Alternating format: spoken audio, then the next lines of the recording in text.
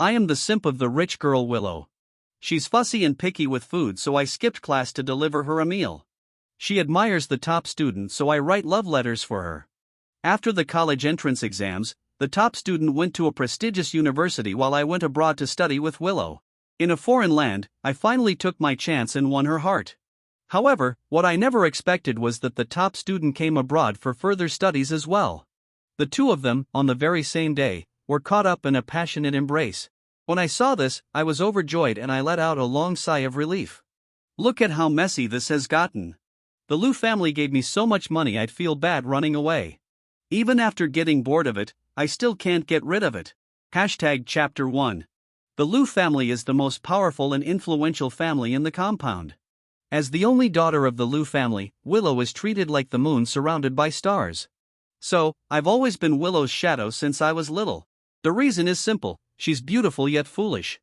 If it weren't for the Liu family's opposition, she would have been snatched by a talent scout and dragged into the entertainment industry long ago. Looking at Willow's face, I could eat 2 more bowls of rice. Moreover, the closer I was to Willow, the higher my status at home became. As we grew older, everyone developed an awareness of gender. Boys and girls shouldn't be together all the time. But I was different. I still shamelessly stuck with Willow. Willow, under the expectations of everyone, grew into a graceful and delicate young lady. Her eyebrows were soft, her features exquisite, and she exuded a pure youthful charm. Meanwhile, I gradually became the simp in everyone's eyes. They mocked me, looked down on me, and belittled me. But they didn't know how much I gained. Willow didn't like me, and I played the loyal dog role with my honest and clumsy demeanor. This act made the Liu family fully trust me.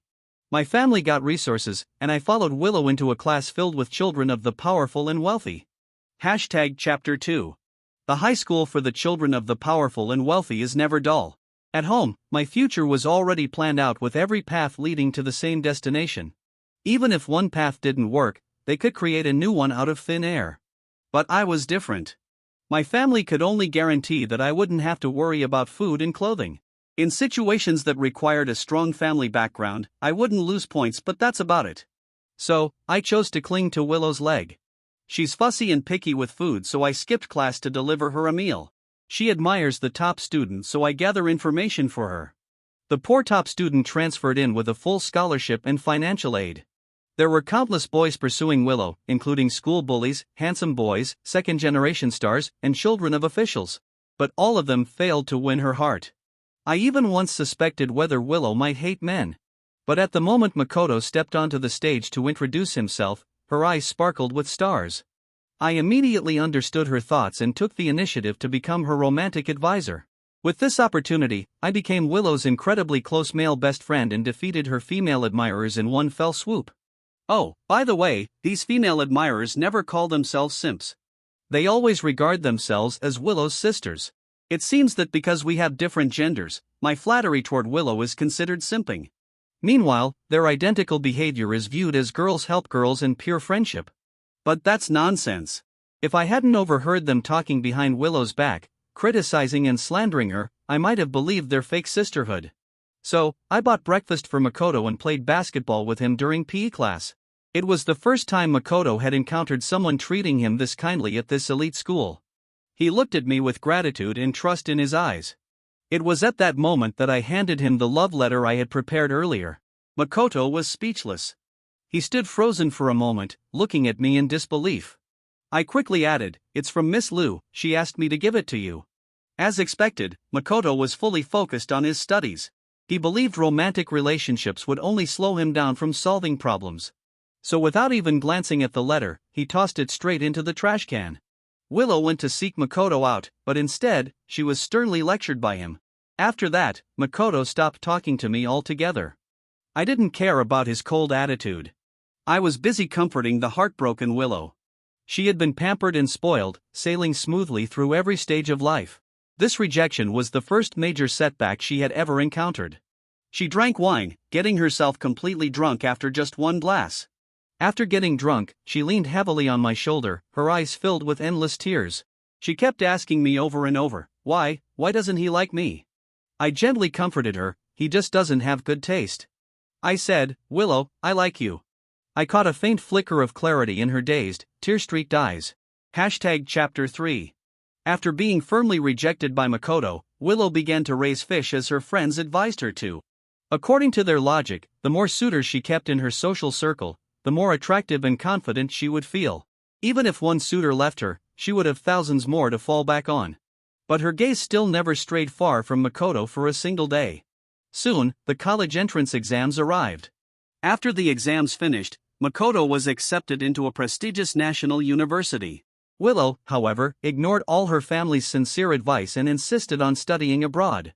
One day when I delivered the homemade sweets my mom made to the Liu family's mansion, Aunt Liu asked where I planned to attend university. I pretended to be indifferent and said, "It depends on my exam scores." "Auntie, you know I've never been good at studying." In truth, my academic ability was actually quite outstanding. But I had spent most of my high school years catering to Willow's every whim. For all her big and small personal matters, I would be the first to contact the Liu family's personal secretary to sort everything out. Aunt Liu looked at me thoughtfully for a long time. That summer became an unbearably long waiting period for me. Others were waiting for their exam scores, university acceptance letters, and the start of freshman semester. I, on the other hand, was quietly waiting for Lady Luck to favor me. Finally, on a quiet summer night, Aunt Liu personally called our family and invited us over for a talk. I still remember how cool the night breeze felt that night, and how crisp the chirping of cicadas echoed through the courtyard. As I predicted, with her only daughter planning to study overseas, the Liu family could not rest easy without a trusted person accompanying her. My future was inevitably tied to Willow for a very long time. The brighter Willow's future turned out to be, the brighter mine would become by extension. A month later, Willow and I boarded a plane bound for one of the world's top universities. The way Willow's former classmates looked at me was full of undisguised jealousy. She gritted her teeth and said, "George, do you really like being a simp that much? Don't you have any self-respect? Oh wait, if you did, you wouldn't be delivering love letters written for your goddess to another man. You're just a shameless waste. You can play the clown and be a simp for the rest of your life. Look, look, look. How ugly a woman's jealousy truly is." Chapter 4. After moving abroad, Willow's popularity only continued to grow. Her facial features became even more refined and three-dimensional. Her youthful soft aura gradually blended with subtle mature charm. Her delicate natural curves carried a faint hint of sensuality that made anyone's heart race. I continued to dutifully serve her, following every single one of her commands without complaint. In our first year overseas, Willow let loose and traveled non-stop. She wandered around, exploring countless mountains and rivers across different states. In the morning, she would be in Seattle, and by night, she might be wandering the streets of Los Angeles. She enjoyed her unrestrained freedom to the fullest. During the Lunar New Year holiday, Uncle Lou's mistress brought their 13-year-old illegitimate child to create a huge scene in front of Aunt Lou.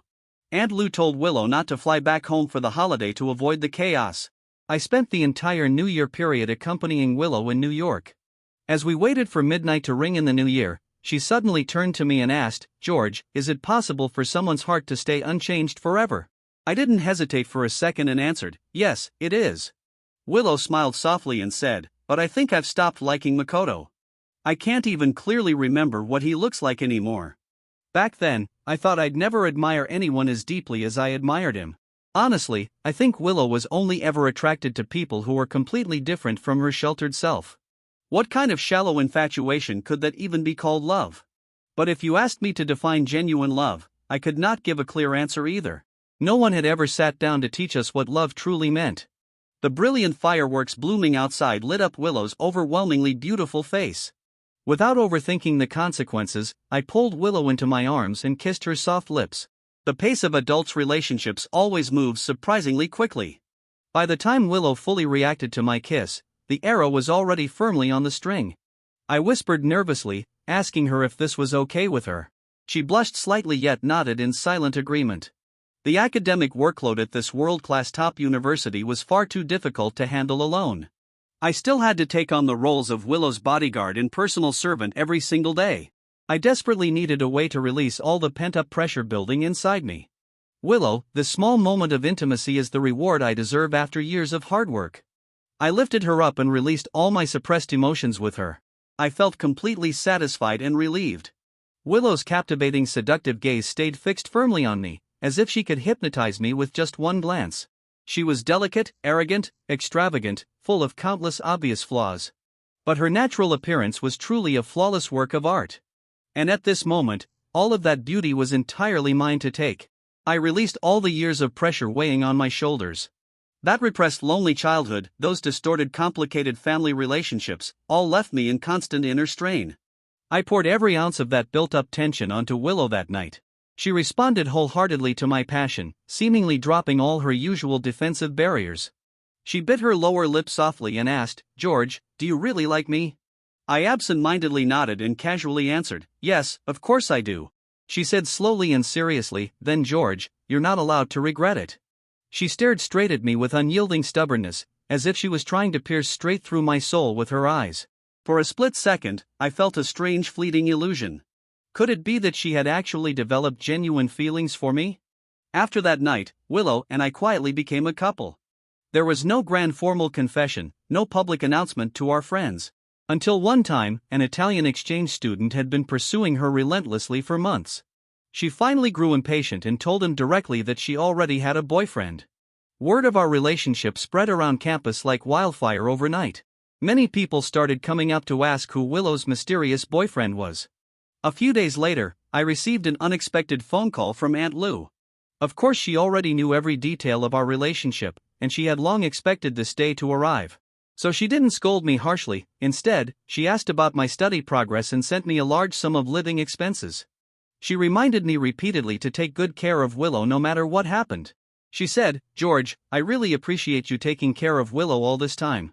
But then, she casually shifted the topic and mentioned that my parents had recently adopted a dog. She said, "Having a dog is great. They can guard the house and ward off evil spirits. But one unbreakable rule: never let the dog climb onto the dining table to eat." Before I could even formulate a reply, the call ended with a sharp, busy dial tone. Her view of me had never changed. She only saw me as a loyal dog raised specifically to look after Willow. Willow happened to walk into the living room at that moment and rolled her eyes at me. "George, why are you dragging your feet over there?" I turned around and forced a gentle smile. "I'm coming." Chapter 5. For the remaining 2 years of our overseas college life, Willow and I lived an intimate yet shameless life. Mainly, I was the shameless one among us. Willow was very conservative about physical intimacy, always blushing bright red every single time. Maybe it was because the pressure I'd carried for all those years had been far too heavy to bear alone. I had fully claimed Willow's heart and body, and sometimes when she met my eyes, her whole body would tremble slightly. As our graduation day drew near, we began preparing to fly back to our home country. I once overheard Willow arguing fiercely with Aunt Lou over the phone. Their conversation seemed to revolve around a prearranged marriage alliance for Willow. In the end, she replied to her mother with a reluctant okay. That night, she was unusually clingy and dependent on me. I assumed that this might be our last night together as a couple. I thought she was preparing to break up with me the next morning. I waited for several consecutive days, yet our daily routine remained completely unchanged. I tentatively brought up the topic of breaking up with her one afternoon. She glared at me angrily, her cheeks puffed out like an annoyed little pufferfish. She said firmly, "I don't agree." She threw a small childish tantrum, then threw herself straight into my arms and sobbed loudly. "George, let's stay abroad together, okay? Just the two of us." For a brief moment, I almost took her tearful words seriously. Until Makoto unexpectedly reappeared in front of her once again. Chapter 6. Makoto was still as outstanding and impressive as I remembered him. He stood tall and upright like a sturdy pine tree proudly growing on a steep cliff. He had earned his spot at this top university entirely through his own academic merits. He was highly sought after by all his professors and constantly won full academic scholarships. I watched Willow gazing at him with undisguised admiration. In an instant, she transformed back into that pure, innocent, love-struck young girl. It was exactly the same expression she wore when Makoto first transferred to our high school and stood at the podium introducing himself. But this time, everything was different from before. This time, Makoto stepped down from his lofty pedestal and walked straight over to her. He greeted her politely, "Willow, long time no see." They exchanged new contact information with ease. All the past unpleasant conflicts between them seemed to have faded away completely. Once the emotional storm of teenage rejection had passed, they met again as mature adults. Both of them had grown and changed a great deal over the years apart. That day also marked our 2-year anniversary as a couple. I had prepared an expensive gift, cooked an entire full table of her favorite dishes. I also made a detailed PPT and edited a short sentimental video recording all our precious moments from the past 2 years. Willow promised me she would be back home soon to celebrate together. I waited alone for 3 full hours. Then I received an unexpected phone call from Makoto. He said, "George, Willow got drunk tonight. Can you come over to pick her up?" I hesitated for a moment, but I still grabbed my coat and headed out to find them. That night, she slept soundly through the whole night in a drunken haze. Later, on my birthday, Willow was called away by a single phone call from Makoto. The city streets were not very safe in the early hours of the morning. Yet upon just one word from Makoto, Willow left the house without even saying goodbye to me and rushed off to find him alone. I waited for Willow for a very long time at the restaurant they agreed to meet at, until I finally received a provocative text message sent to my phone by Makoto. He wrote, "George, you deliberately made me reject Willow back then, didn't you? No matter how hard you try to stand in our way, those who are meant to be together will eventually end up together." I stared at those deliberately provocative messages and couldn't help but laugh out loud. He had no idea that I had secretly wanted to break up with Willow for a very long time. Willow had no desire to return to our home country. But I had practical, realistic considerations weighing on my mind. She was a wealthy young lady who spent hundreds of thousands of yuan every single month on trivial luxuries. If her parents cut off all her financial support, I would never be able to afford her lavish lifestyle. Besides, the Liu family had already carefully arranged a clear, successful future path for me.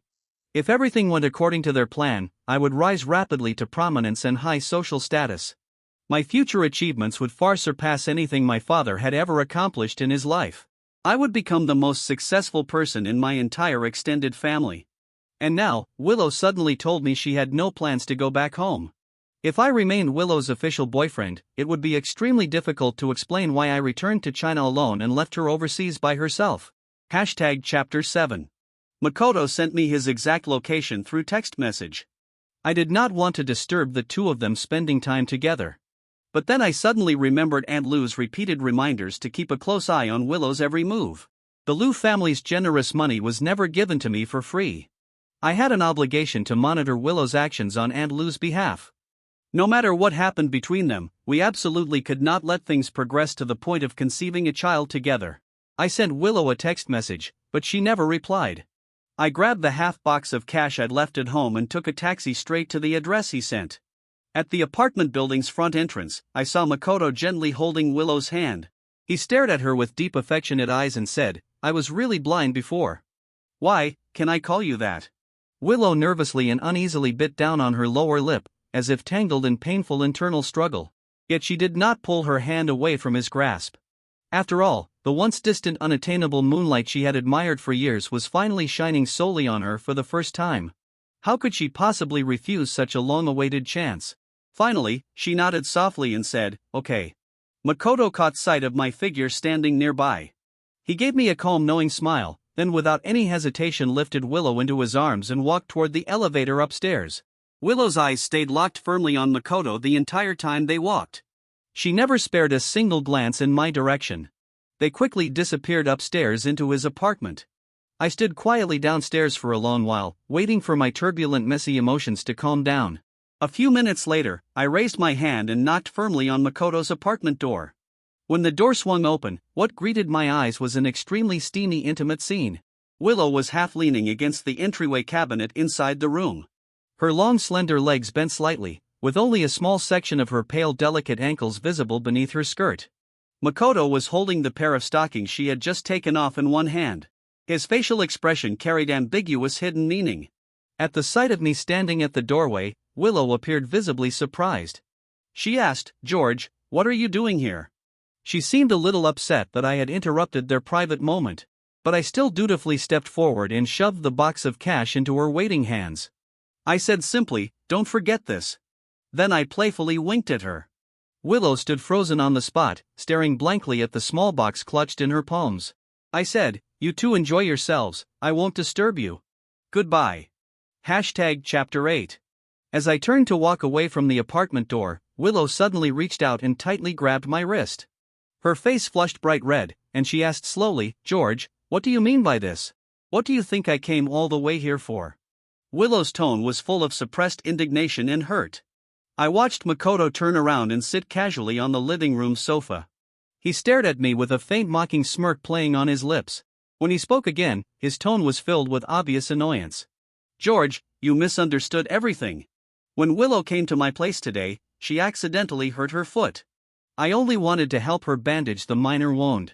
Willow grabbed the small box I'd handed her and threw it hard directly at my face. Then she turned around to accuse me angrily. George, you really don't trust me at all, do you? I stayed abroad suffering through all these hard days just to stay by your side. But what about you? Is this how you repay my devotion? I've completely had enough of your groundless suspicion. She was still holding a grudge about the incident from our 2-year anniversary. On that day, she'd forgotten our important date entirely, and I had been unable to fully hide my hurt feelings, saying a few harsh words out of frustration. She said coldly, "Why do you always assume everyone harbors bad intentions toward me? Do you think Makoto is the same kind of person as you? It's only because you lack proper education and broad vision. You are nowhere near as outstanding and excellent as Makoto." With that sharp remark, she turned around, sat down across from Makoto on the sofa. She lifted her injured ankle and placed it back into his waiting hands once more. The apartment door remained wide open. This eye-catching intimate scene unfolded directly in front of my eyes without any cover. I sighed softly, then kindly reached out and closed the front door behind me for them. Chapter 9. That night, I could not fall asleep well at all. I had a vivid dream about the very first day I met Willow when we were small children. My family is a complicated blended household. Back then, my father had just lost his first wife, and my mother brought me to live with him without delay. But he never truly regarded me as his own biological son. I have an elder half-brother from my father's previous marriage, and a younger half-sister from my mother's past relationship. At home, my father held absolute authority and power over the whole family.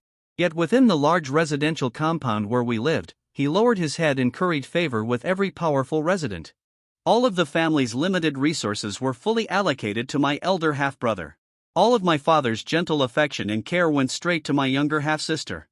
I received nothing at all from either side. For as long as I could remember, I had always been the invisible forgotten child in this family.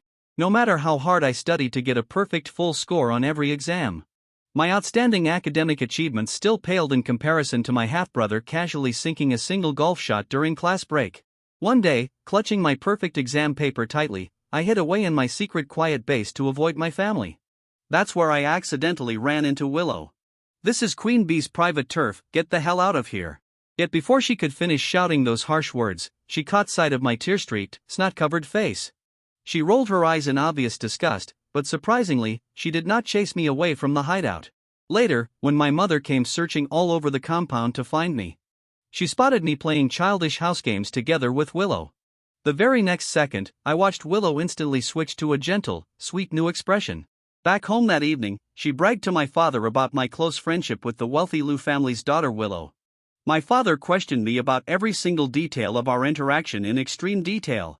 Then, incredibly, for the very first time, he showered me with rare praise. That day, I finally clearly understood my own unique value. If I wanted to live comfortably and safely inside that cold household, I had to constantly prove my practical worth to my father. I was only 10 years old back then, and a terrible awkward actor. Yet Willow still willingly accepted me as her regular playmate. When my arrogant half-brother tried to force his way into our private hideout to join us, Willow directly told him to scram and leave us alone. I secretly rejoiced deep down and clung even closer to Willow from that day onward. Year after year, this pattern continued without change. How could I not grow attached to a girl like her? She was breathtakingly beautiful, extremely wealthy, and most vital of all, extremely useful to my survival. She was just like a purebred pedigreed cat. Simply sitting beside you was enough to win you respect and favor from everyone. She ignored all other surrounding people, and barely paid attention to you most of the time. But she still required your wholehearted care and hated anyone else getting close to her. So every now and then, she would grace you with a soft glance and allow you to stroke her hair twice. I could never get enough of those rare small favors she granted me. Yet none of that temporary warmth could ever outweigh my own long-term future prospects. The next morning, Willow still had not returned home to the villa we shared. Aunt Lou's phone call came through, and I picked up the line immediately. As always, her first question was to ask about Willow's current whereabouts and condition. Then her tone turned calm and serious. "You've done excellent work keeping an eye on her all these years. But Willow must finally grow up and take responsibility for her family's interests. Born into such a powerful, prominent clan, she cannot keep acting on her random childish whims forever. Silk clothes and luxurious fine food do not simply appear out of thin air without sacrifice. When the family's development requires her to make a sacrifice, she must accept the arranged marriage alliance without resistance. I sincerely hope she can understand at the very least this much responsibility." Uncle Lou's mistress and their illegitimate child's scandal seemed to leave her completely unfazed. This was nothing like the headstrong young heiress who had once nearly cut ties with her entire family just to follow a boy she liked years ago. I instantly caught the hidden implication in her words and replied right away. "Auntie, don't worry at all. I will break up with Willow immediately. This will never interfere with her upcoming political marriage alliance." Aunt Lou sounded satisfied with my obedient response, though she still feigned a little surface concern. She laughed lightly. "It's for your own good too. Marriage between people of matching social status truly matters. I know you have genuine feelings for Willow." She kept rambling on with more empty polite words. The villa's tall iron main gate slowly swung open in front of my eyes, then closed shut again with a soft creak. As though a person had been standing silently outside the gate observing me for a very long time. Chapter 10. Willow came back to the shared villa 3 full days later. I saw a post on Makoto's social media account showing that the two of them had gone out to travel together. When Willow spent time with me, I used to take her to all kinds of upscale high-end restaurants and luxury entertainment venues. But when she was with Makoto, they only visited cheap casual spots and even volunteered together at community charity events. I noticed a cheap simple new silver necklace wrapped around Willow's neck. It was obvious who had given her that inexpensive piece of jewelry as a gift. Willow started disappearing from the villa for days at a time without a single text to tell me where she was going. In the past, I would shamelessly follow closely beside her wherever she went. But now, I had completely grown tired of this meaningless performance. 3 days passed, and one night heavy pouring rain fell nonstop outside the villa. Makoto personally brought Willow back to our residence. I had just walked into the living room when I overheard Makoto lecturing Willow earnestly. He was explaining complicated academic mathematical formulas to her. Meanwhile, Willow rested her chin in one palm, staring at him with full focused adoration.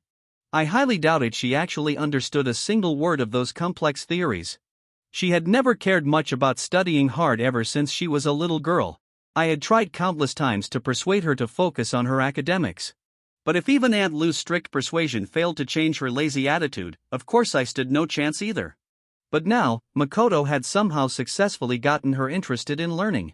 Willow even started taking the initiative to ask him academic questions, acting like a well-behaved obedient student. The heavy rain outside grew even louder and heavier. When Makoto prepared to take his leave and head back to his own apartment, Willow suddenly stepped forward and stopped him from walking out the door. Willow said, "There are plenty of empty spare rooms inside this villa. You can stay over for the night." Makoto looked a little hesitant and uncertain. "Is that okay? Shouldn't we ask George first for his permission?" Willow rolled her eyes sharply and raised her voice slightly. "What's not okay about this? We're the two people renting this villa together. Why should he have any say in our arrangements?" I chose not to interrupt their conversation and silently walked into the kitchen to start cooking dinner. Willow hated eating takeout food and was extremely picky about every dish's taste. So over all these years, I had always personally cooked every meal for her. As I was chopping ribs on the cutting board, I heard Makoto politely walk over to the kitchen doorway to inform me, "George, I'll be staying here for the night then." After saying that, he turned back to smile at Willow. "Willow, me staying here won't disturb you and your boyfriend, will it?" The very next second, Willow replied to him without the slightest hesitation. "Not at all. We've already broken up." Makoto pretended to be completely shocked and surprised by her sudden statement. "I was just joking earlier, so you two really were a couple." Willow seemed worried about leaving a bad shallow impression on Makoto. She quickly rushed to explain to him, "We were only together for a very short while. Then we realized our personalities clashed and it wasn't right for us, so we broke up peacefully." It was George who insisted on ending the relationship. When Willow said those cold words, her tone carried clear lingering resentment toward me. The sizzling frying sound from the kitchen pan briefly drowned out the rest of their conversation. I focused all my attention steadily on cooking the meal, acting as if I had not heard a single word they exchanged. After all, I had already booked my flight ticket to fly back to my home country early tomorrow morning. Chapter 11. That night, I moved all my luggage into the empty guest room downstairs. A few minutes later, my bedroom door was roughly pushed open from the outside. Willow stood in the doorway with her arms crossed tightly over her chest, staring at me with a cold icy gaze. "This spare room, give it to Makoto to stay in," she ordered bluntly. I was momentarily stunned by her unreasonable request. Then where exactly am I supposed to sleep tonight? It definitely would not be appropriate to share the master bedroom bed with Willow again after her earlier breakup statement. After a moment of quiet thought, I carried my suitcase into the small servant's storage room on the first floor. Before I could lie down to rest, Aunt Lou sent me a private text message. She had just finished a phone call with Willow and noticed her voice sounded a little stuffy and nasal. Aunt Lou told Willow to take cold medicine to recover, but she knew Willow would definitely ignore the instruction and refuse to take it. So she messaged me to bring the cold medicine upstairs and make sure Willow took it properly. I climbed out of bed, grabbed the box of medicine, and headed up the staircase to the second floor. That master bedroom, I had lived inside it alongside Willow for 2 full years. But now, I could clearly hear Makoto's voice talking softly from behind the closed bedroom door. I knocked gently and waited a long while before hearing a faint lazy come in from inside the room. Willow glanced at the medicine box held in my hand and let out a cold mocking scoff. She said, "George, you really are an obedient loyal dog. Do you just blindly follow every single order my mother gives you without question? Were you only staying with me all these years purely because she told you to look after me?" I did not open my mouth to reply to her sharp accusations. What meaningful words could I possibly say in response? Admit that I had been plotting and calculating around her from the very start. Confess that I had only ever chased her for her body and the Liu family's resources. Seeing that I refused to answer her provoking questions, Willow frowned deeply in irritation. "Fine, since you're such a spineless useless loser, I've got nothing more to say to you." She looked me up and down with mocking disdain in her eyes. "Useless? Compared to outstanding Makoto, you're really nothing worth mentioning at all." My heart tightened sharply for a split single second. But only for that brief instant. Take the money they offer, complete the tasks assigned to you. I had always fully understood this straightforward survival principle from day one. So I went along with her harsh insulting words and spoke calmly. "After all these years spent beside you, I guess you've finally gotten everything you ever wanted. I sincerely wish the two of you a happy future together." Willow stared at me silently without uttering a single word. Makoto, who had been quietly watching this tense confrontation unfold, casually made up an excuse and stepped out of the bedroom to leave us alone. Only Willow and I remained inside the quiet master bedroom. The air between us grew thick and heavy with awkward silence. My flight departure time was scheduled for early tomorrow morning. That important job position back home required me to start work immediately upon arrival. I had already notified Aunt Lou of my travel plans, and she had no objections to me flying back a few days ahead of Willow. I had always wanted to properly say a sincere goodbye to Willow. But it seemed I had never found the right suitable moment before tonight. Tonight finally felt like the perfect time to part ways officially. I cautiously spoke to Willow. "Actually, you could ask Makoto to take good care of you from now on." To my complete surprise, Willow firmly rejected my suggestion. She shook her head repeatedly. "No. Makoto's fully occupied with his heavy academic studies. He's the professor's most valued star student. He simply doesn't have spare time to look after me. Your whole purpose and job is to take care of me." I suddenly fell into complete silent shock after hearing those words. In that exact moment, I fully understood my fixed place in Willow's eyes. Of course, it made perfect sense to her. Makoto was a hard-working self-made genius who had fought his way to success all on his own merits. Meanwhile, I was nothing more than a shameless simp clinging to the Liu family like a parasitic bug. I survived entirely off the Liu family's charity and mercy. Makoto possessed a bright promising future, a stable successful career, his own destined bright life path ahead of him.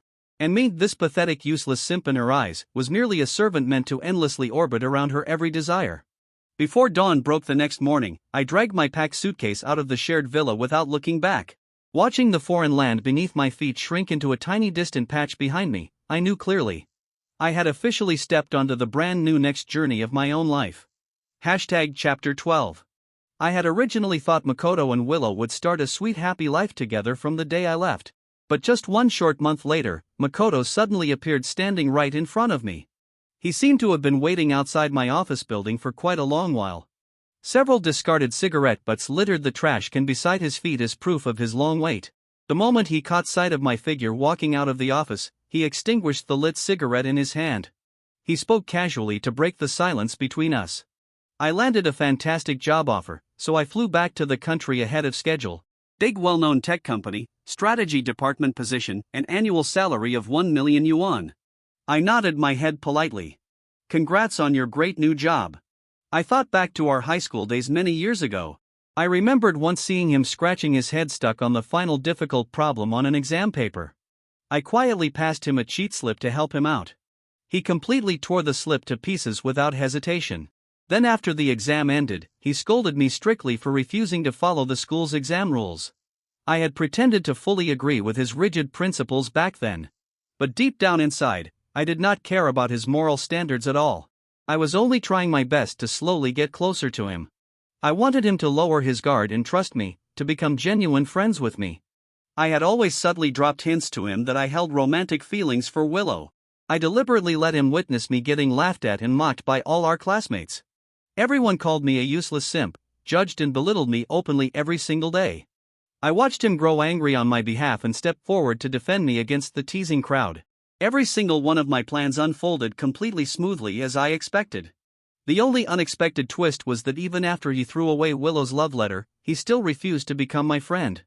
Now, we stood facing each other in the cold outdoor wind, watching random strangers pass by on the sidewalk. He let out a faint smile and spoke, "George, do you truly think you're extremely clever at manipulating everyone?" I chose not to give him any verbal answer. And it seemed he did not actually require a response from me anyway. He said, "You made Willow grow completely dependent on you for every little thing in life. She realized this harsh truth the very day after you left her overseas. She tried calling your phone repeatedly, but you had already blocked all her contact numbers. She rushed to seek comfort from her mother, only to get harsh scolding in return. Aunt Lou called her shameless for clinging to a man beneath her station. Then her mother even immediately introduced a new suitable marriage candidate to her that same day." Then, he shifted his tone to a softer reflective one. "Actually, I did not hold any romantic affection for Willow at first. Immature, spoiled, arrogant, ignorant, nothing but a pretty empty face, really." He paused briefly, then continued his thought. "But as I spent more time interacting with her, I slowly started to pity her lonely trapped position." He pulled a new cigarette out of his pocket and raised it to his lips about to light it. Then he suddenly changed his mind and put the cigarette back into the pack unlit. He said directly to my face, "You didn't orchestrate me to reject Willow simply because you held a crush on her." He said, "It's purely because you feared I would play house with the sheltered young princess. You were terrified it would derail my bright academic future."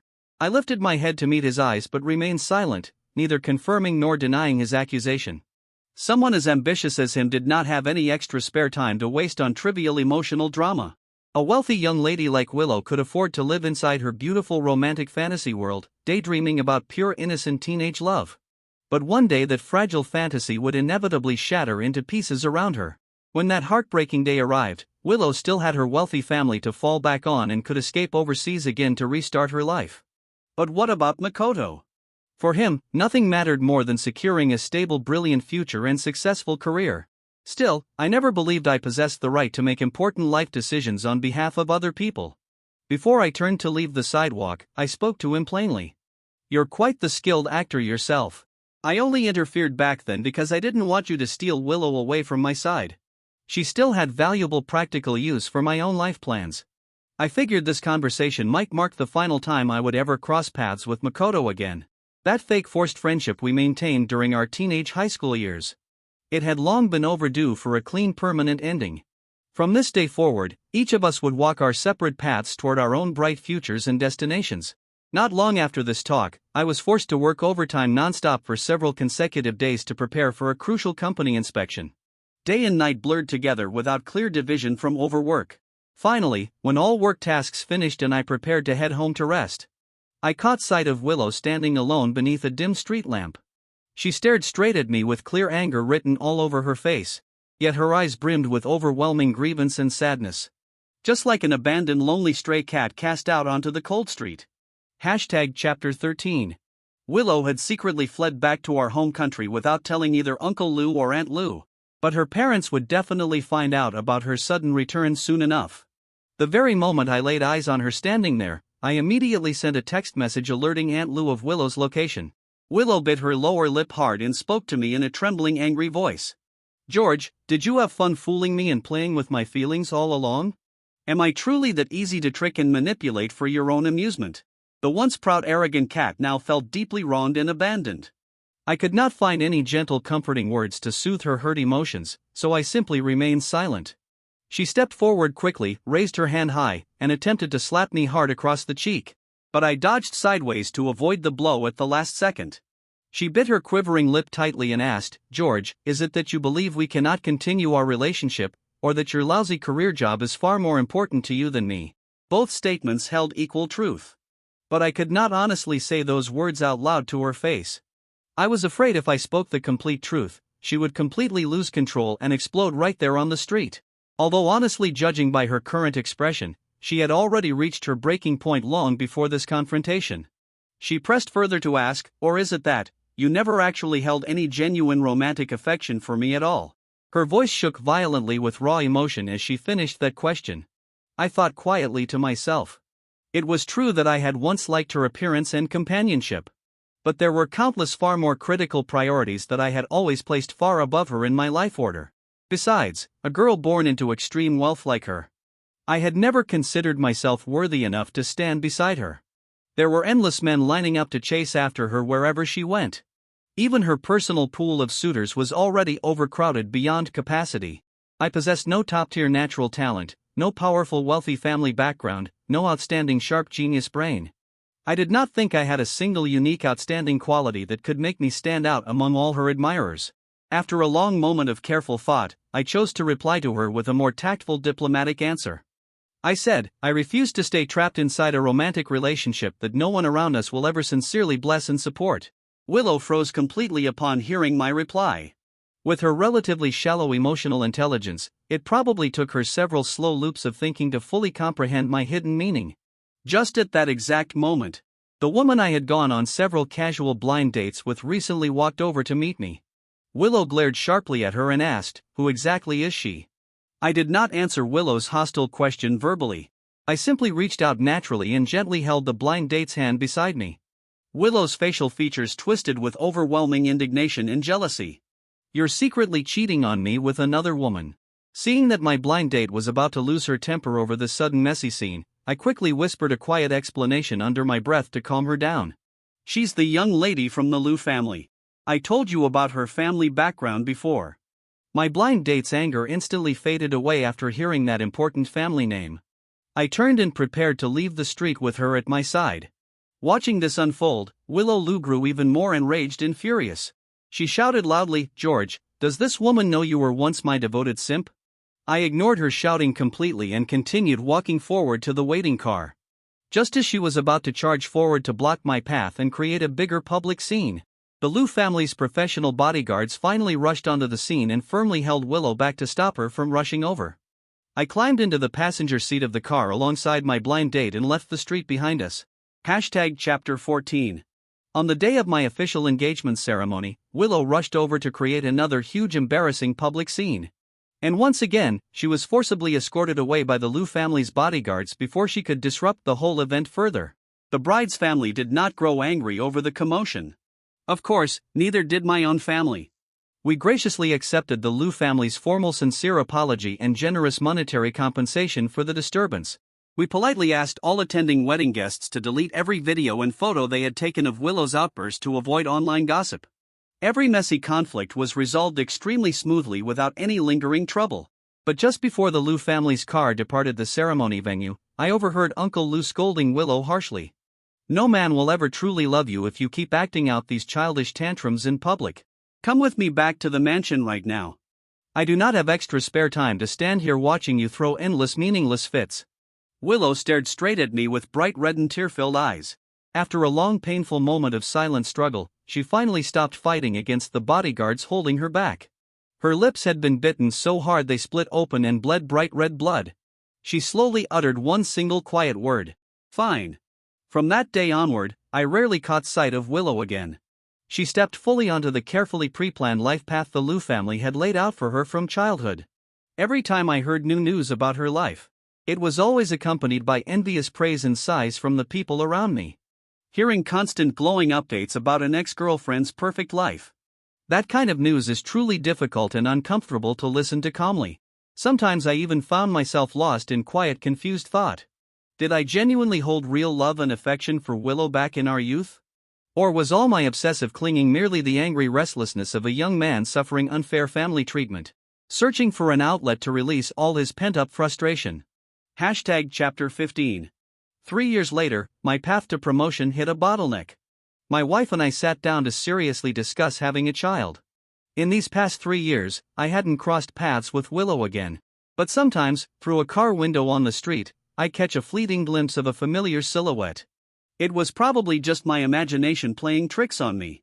During holidays, when I returned to the family compound, I did bump into Willow a few times. I greeted her politely, and she only nodded back at me. It was as if all the history between us had never happened at all. After we made up our minds to try for a child, we started talking through all the details seriously. We'd shared a few intimate moments over the years, yet neither of us held much passion for physical affection. There wasn't much genuine love and warmth between us. But we were crystal clear about one thing. We were merely a partnership built on mutual interest. She turned a blind eye to my private affairs outside our marriage. In return, I gave her full freedom to do whatever she pleased. When I brought up the idea of having a child together, she did not reject my proposal. She simply asked me a short question, boy or girl? By asking that question, she was indirectly suggesting in vitro fertilization. I told her either gender would be perfectly fine with me. My family doesn't hold much sway over my decisions these days. I then asked her what preferences her family might have. If her relatives had a specific gender they favored, they would need to bear the corresponding cost and obligations. She thought over my words quietly and replied, I'll need to discuss it with them. The next day, I chatted casually with one of my subordinates about raising kids. At the perfect moment in our conversation, I casually let out a thought. My wife's been kind of obsessed lately, she keeps talking about having a kid. She even says once the baby's born, we should move the whole family to Europe to live. But it's taken me countless years to build up my career and connections here. If I relocate overseas, I'd have to start everything from scratch all over again. Anyone who can survive and climb up in this competitive field is sharp and observant. He naturally followed up with a thoughtful response to my words. Maybe she just feels you always pour all your time and energy into work non-stop. She might think a total change of scenery would fix the distance between you two. But Boss Wang, you really ought to consider having a child seriously. After all, she's only pushing for this for the sake of your shared family. I smiled and nodded in agreement. Yeah, I really should think it through carefully. I already knew this casual chat would spread through the office very quickly. I took my wife to the hospital to consult professional doctors about IVF treatment. Yet only a few days after that visit, I was notified of a new work transfer. The new position kept me swamped with work, barely leaving me any time to head home each day. On the surface it looked like a demotion, but secretly it was a hidden promotion. Just like that, the blocked road to further advancement suddenly opened wide for me. And the newly appointed department head took exceptionally good care of my work and prospects. I knew exactly who had pulled the strings to make all of this happen behind the scenes. Chapter 16. Another 3 full years slipped by in an instant. My wife was caught cheating in bed with another man by the spouse of one department leader. I seized this perfect chance to file a formal divorce application right away. However, she firmly refused to sign the divorce papers. Her refusal had nothing to do with lingering love for me. It was purely because my social standing and income had become too valuable for her to let go of. She complained bitterly to me, "This is all your fault from the very start. Over all these years, you've never put any genuine effort into maintaining this family. Who else besides me could put up with a cold, detached man like you?" Her endless tolerance toward my apathy was truly impressive to witness. Back when we first got engaged, she'd been willing to settle for a man like me with a messy past. Even in the last 2 years, after someone dug up all my dark history, she still pretended to stand firmly on my side. But I never needed that fake, performative loyalty from her. People who lack vital warmth and belongings in childhood spend their entire adulthood trying to fill that void. Take my childhood bedroom for example. It was tiny, just a repurposed storage closet. Now I bought a spacious mansion and merged two separate bedrooms into one enormous master suite. There were far too many simple joys and comforts I'd missed out on as a lonely kid. That's why I strived relentlessly year after year to compensate for all those losses. I suppose I'd successfully made up for every deprivation from my youth. It's like that popular line online says, I raised myself all over again from scratch. Yet I overlooked one crucial detail: this was the first time I'd ever been in charge of my own growth. As a result, I never truly figured out what it was that I fundamentally desired deep down. On the surface, it felt as though I'd obtained every single thing I'd ever chased. Somehow, despite all my gains, I still felt empty, like I owned nothing at all. The divorce process went relatively smoothly, as long as I offered a reasonable compensation package.